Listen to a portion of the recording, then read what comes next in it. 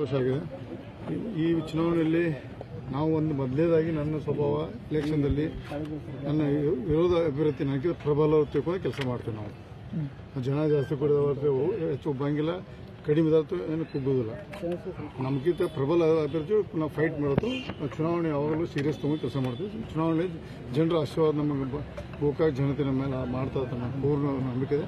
ಅವರ ಆಶೀರ್ವಾದ ಮುಖಾಂತರ 7ನೇ ಬಾರಿ ಶಾಸನ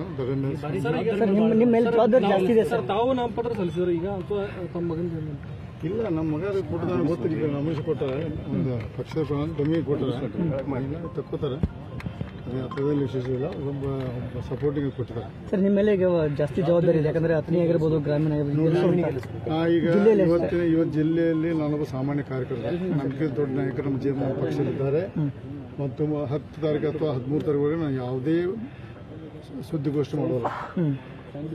ಯಾಕಂದ್ರೆ ಒಂದು ವಿಚಿತ್ರ ರಾಜ್ಯದಲ್ಲಿ ವಿಚಿತ್ರವಾದ ವಾತಾವರಣ ಸೃಷ್ಟಿಯಾಗುತ್ತದೆ. ಅದಕ್ಕೆ 13 ತಾರೀಕು ಫಲಿತಾಂಶವಾಗಿ ನಾನು ಯಾವುದೇ ಕಾಮೆಂಟ್ ಮಾಡೋಲ್ಲ ಅಂತ ಈ ಸಂದರ್ಭ ತಮ್ಮ ಮುಖಾಂತರ ಮನವಿ ಮಾಡ್ತೀನಿ. ಸರ್, ಈಗ ತಾವು ಬಹಳ ಕಡೆ ಹೋಗಬೇಕಾಗಿರುವಂತದ್ದು, ಯಾಕಂದ್ರೆ ಚುನಾವಣಾ ಪ್ರಚಾರ ಸಾಯಂಕಾಲ ಈಗ 4 ಗಂಟೆಗೆ ಹತ್ತಿರ ಹೊಂಟ್ರಿ. ಬಹಳಷ್ಟು ಜವಾಬ್ದಾರಿ ಇರೋದ್ರಿಂದ ನೋಡೋಣ ಅದೇನದೇ ನೋಡಿ. ಅದು ಕೆಲವೊಂದು ಬಹಿರಂಗ ಹೇಳಿ ಹೋಗ್ತು, ಟಿಪಿ ಹೋಗ್ತು, ಕೆಲವೊಂದು ರಾತ್ರಿ ಹೋಗ್ತು. ಅದನ್ನ ಹೇಳಕ್ ಚುನಾವಣೆ ಸಂಗತಿ ಹೇಳಕ್ ಬರೋದಿಲ್ಲ. ನಿಮ್ಮ ಸಹಕಾರ ಇರಲಿ. ನಾ 13 ತಾರೀಕು ಯಾವುದೇ ಸುದ್ದಿಗೋಷ್ಠಿ ಮಾಡೋದಿಲ್ಲ. ಥ್ಯಾಂಕ್ ಯು, ಧನ್ಯವಾದ.